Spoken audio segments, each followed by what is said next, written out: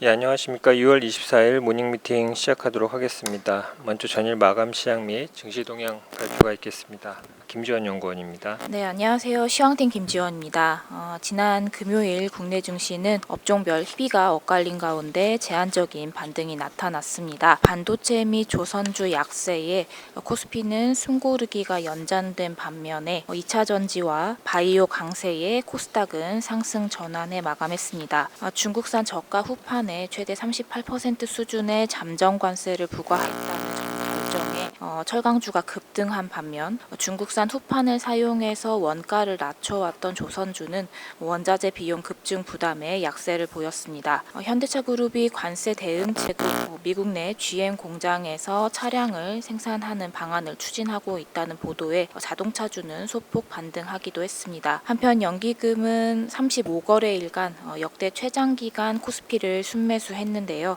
해당 기간 동안의 순매수 규모가 3.2조 원을 넘어서면서 지수 상승에 기여했습니다. 지난주 한 주 동안에는 이벤트가 부재한 가운데 우크라이나 종전 협상 기대감과 상호 관세 유예 안도감, 또 연기금의 순매수 지속에 힘입어서 주간으로 코스피와 코스닥 모두 2%대 강세를 보이는 모습이었습니다.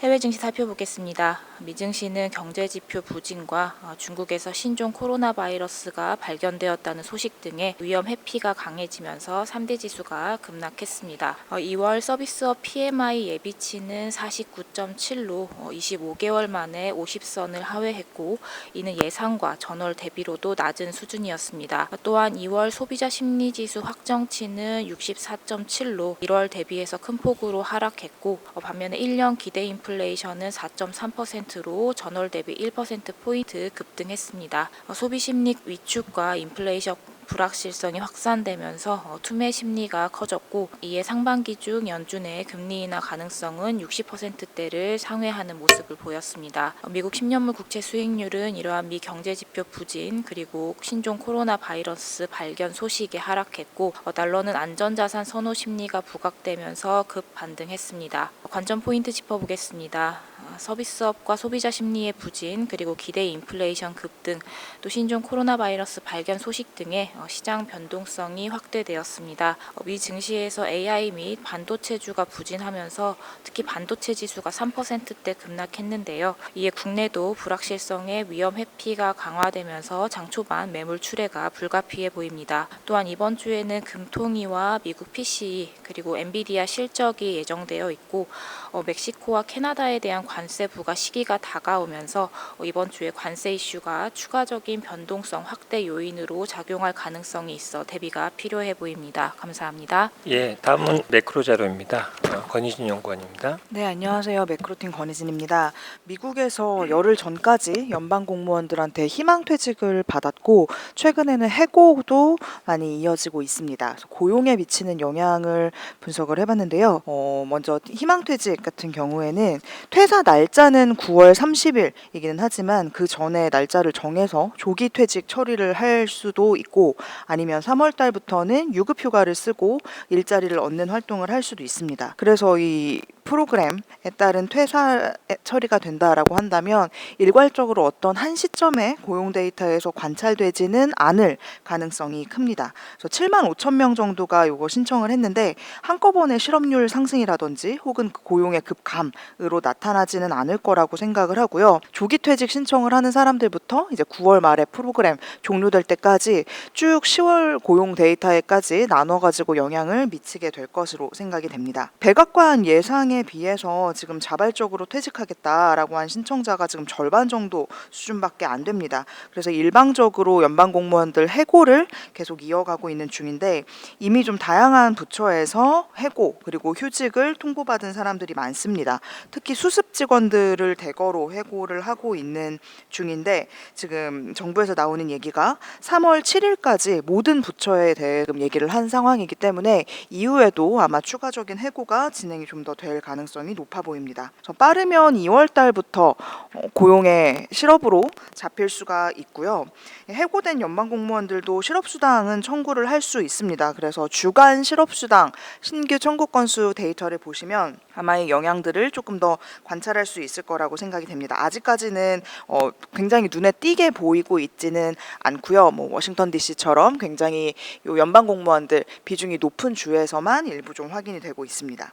그래서 월 초에 지금 국제개발처부터 시작해가지고 지난주 다수의 부처에서 해고가 본격화되기 시작을 했고 지금도 여전히 진행 중이다라는 점을 감안을 하면 앞으로 이런 실업수당 청구 건수가 올라갈 가능성이 훨씬 더 높은 상황입니다.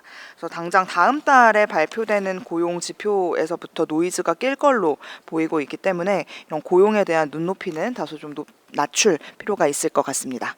이상입니다.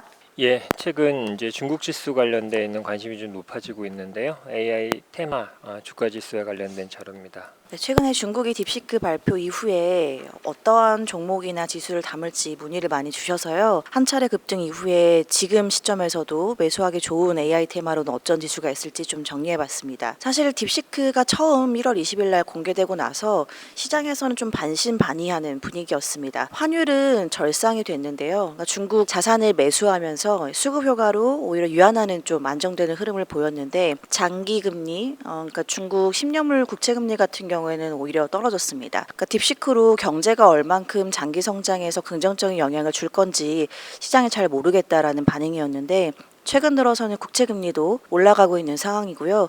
특히나 지난주에 알리바바 실적이 발표됐는데 클라우드 사업부 매출이 크게 증가하면서 서프라이즈를 기록했습니다. 그러니까 AI 인프라 확장으로 소비나 부동산 경기가 좀 둔화되어도 이에 따른 영향을 일부 좀 상쇄할 수 있을 것이라는 기대감이 모아지고 있는 국면입니다.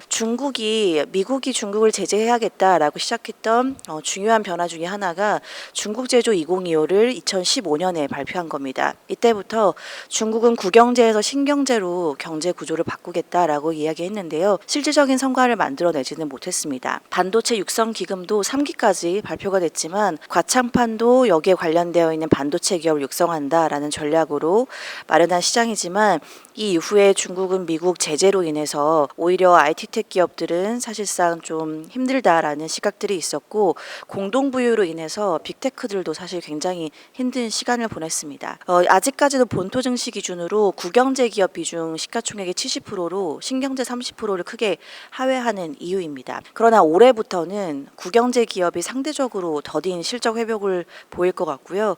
신경제 기업의 시가총액이 빠르게 늘어나면서 관련되어 있는 이 신경제 관련된 기업들의 비중이 상승할 것으로 보고 있습니다. 미국의 관세 정책이 약화되면 중국이 대규모로 재정을 선택할 가능성은 크지 않습니다. 그럼에도 기술적인 도약을 나타낸 첨단 기술 분야에서는 재정이 좀 집중될 것으로 보이고 있고요. 이러한 시나리오 하에서는 중국 소비는 더 저가로 좀 움직일 가능성이 있어 보이고 특히나 신경제 관련돼서는 AI 밸류체인은 크게 선호될 것으로 보고 있습니다. 중국 증시에서는 이렇게 보시면 상장되어 있는 지수가 굉장히 많습니다. 거래소가 발표하는 지수가 너무 많고 섹터별로 구성도 다양하지만 올해는 AI 밸류체인 비중이 특히나 높고 멀티플 부담도 상대적으로 낮은 지수를 선호하고 특히나 음영으로 처리한 항생테크, 스타50 창업판을 가장 선호합니다. 이 세 개에서도 우선순위를 드려도 되지만 지금은 모두 다 담는 전략을 말씀드리는 이유가 AI 성장 초기에는 이 업스트림, 미드스트림, 다운스트림 모두 다가 선호되는 현상들이 좀 나타날 것 같고 과창판은 반도체 비중이 높고요. 창업판은 자율주행과 로봇 비중이 높고 항생테크는 AI 소프트웨어와 클라우드로 많이 형성이 되어 있습니다. 모두 다 좀 다르게 관련되어 있는 산업들이 포진되어 있기 때문에 지금은 전반적으로 같이 담는 전략으로 말씀을 드립니다. 이상입니다. 다음은 해외 채권 자료입니다. 박준호 연구원입니다. 네, 저희는 미국 경제에 대해서 굉장히 좋게 보고 있고 노동시장도 탄탄하다라고 생각을 하고 있습니다. 그렇지만 두 가지 리스크 요인을 좀 점검을 해보려고 하는데요. 첫 번째는 앞서 매크로팀에서 말씀드렸던 공무원 해고 이슈와 미국의 이민 감소 이슈입니다. 그림으로 몇 가지 말씀드리면 우선 연방정부 공무원이 전체 비농업 고용에서 차지하는 비중은 한 1.5% 정도밖에 되지 않습니다. 다만 최근 1년 동안 비농업 고용의 순증 즉 플로우 개념으로 보게 되면 그것보다는 좀 더 많은 한 2.4%를 차지하는 수치다라고 보시면 되겠습니다. 다만 저희가 좀 걱정하는 이유는 이 숫자 절대 비중 자체는 작지만 연방정부가 직접 고용하는 공무원들 뿐만이 아니라 연방정부가 간접적으로 계약을 통해서 고용을 하고 있는 민간 고용자 숫자도 굉장히 많기 때문에 잠재적인 고용 둔화 효과는 생각보다 클 수 있다는 점을 리스크 요인으로 주목을 하고 있습니다. 두 번째 요인은 미국의 이민자 유입 감소입니다. 보시는 그림은 연도별로 미국으로 이동을 하려고 하는 그 시도들을 나타낸 횟수들입니다.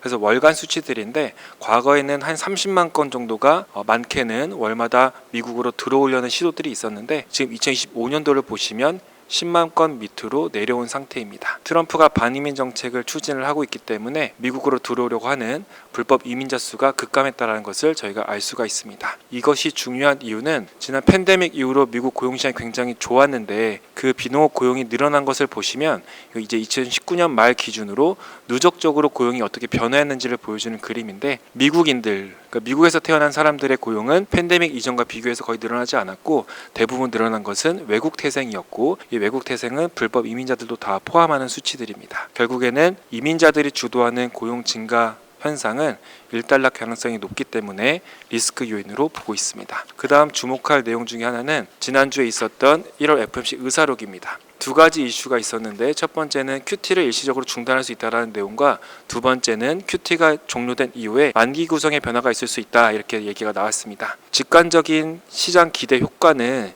QT를 일시 중단하게 되면 금리가 하락하는 효과 그리고 만기 구성의 변화는 금리가 상승하는 효과가 있는데요. 첫 번째 요인은 저는 거의 영향력이 없다라고 생각을 하고 있고요.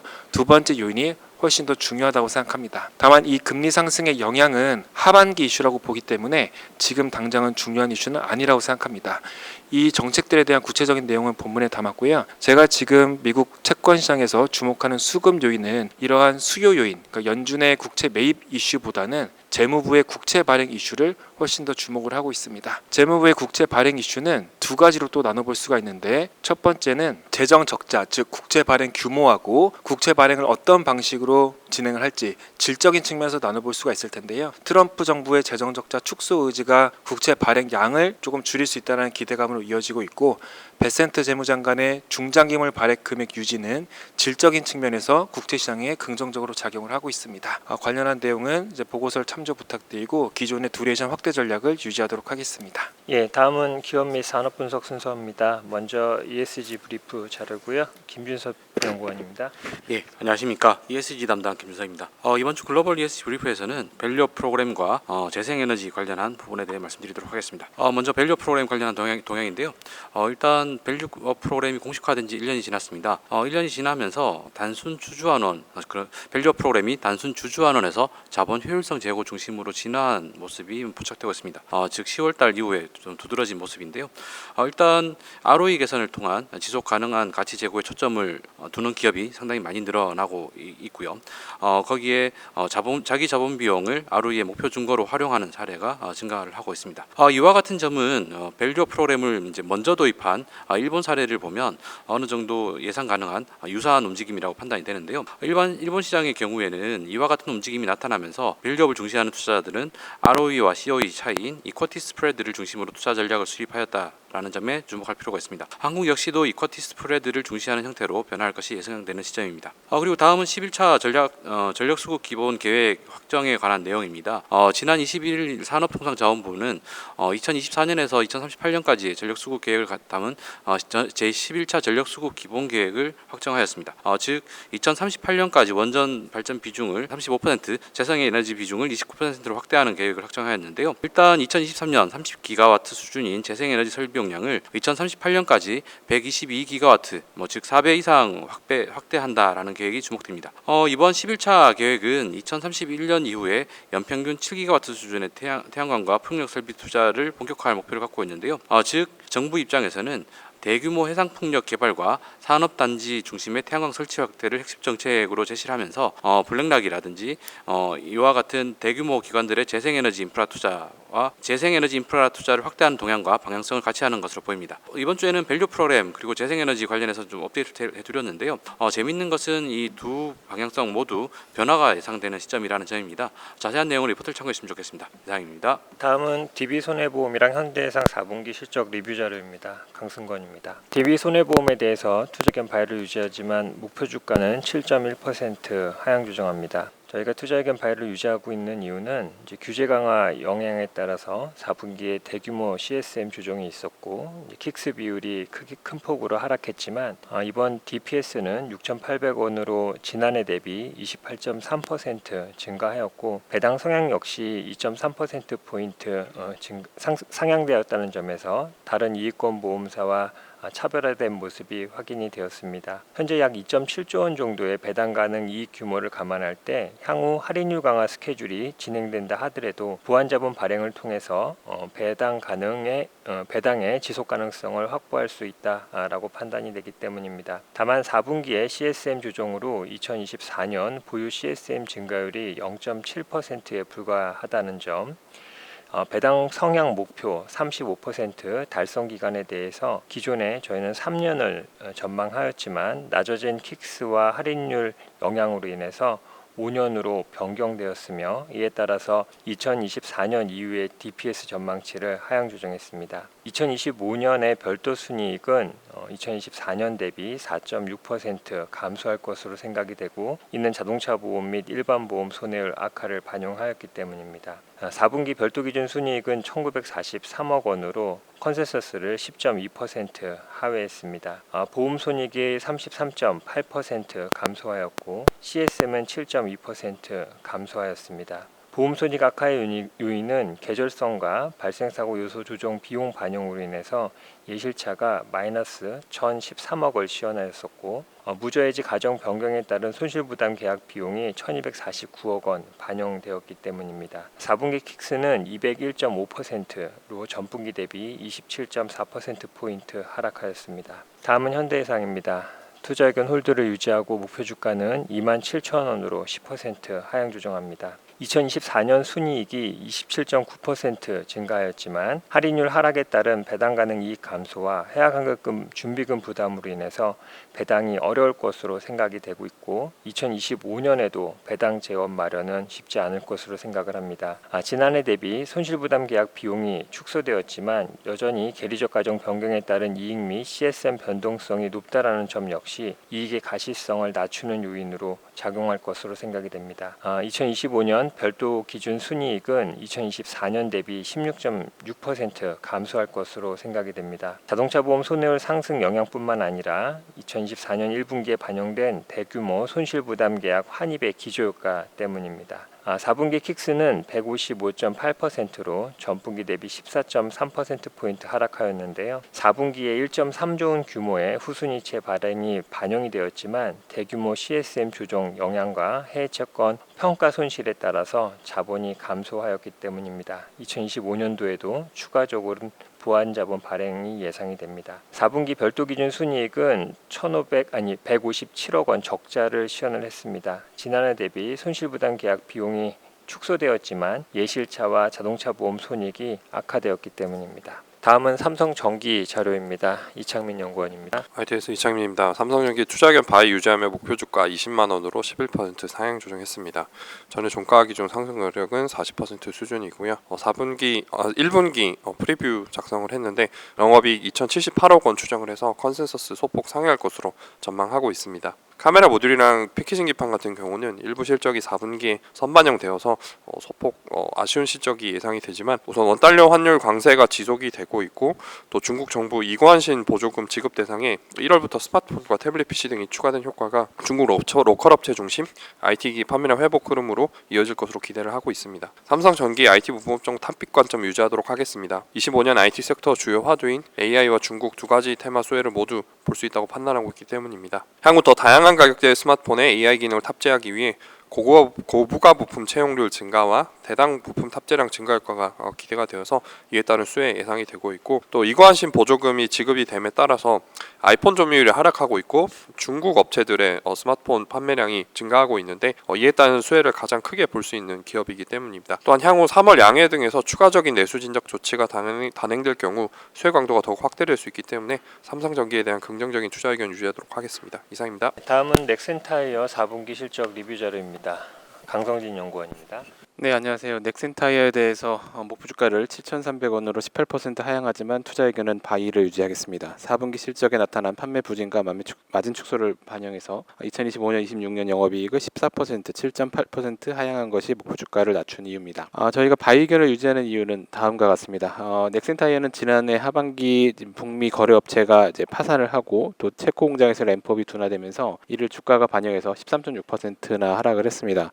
그러나 이제 최근에 중미 유통선이 점차 안정되고 있다라고 하고 있고요. 그리고 원재료 가격, 부타디엔이나 천연고무, 합성고무의 가격들이 하향 조정되기 시작함에 따라서 또 환율이 또 높아짐에 따라서 2025년 상반기 중에 주가 상승을 기대할 수 있다라는 판단입니다. 25년 영업이익은 2,053억 원으로 1년 대비 19.3% 증가할 것으로 전망합니다. 다만 저희 기존 전망 대비로는 14% 낮춘 것인데요. 앞서 말씀드렸던 원인들로 인해서 판매 분수 전망치를 2.3% 하향했습니다. 또한 그 북미 판매 부진에 따른 믹스 악화에도 불구하고 환율 변동이나 원재료 가격 변동 등이 지금 유리하기 때문에 본당 공원이익은 기존과 크게 다르지 않은 수준으로 유지를 하도록 하겠습니다. 자세한 내용 리포트 참조 부탁드리겠습니다. 감사합니다. 예, 이상으로 준비된 자료 발표를 모두 마쳤습니다. 감사합니다.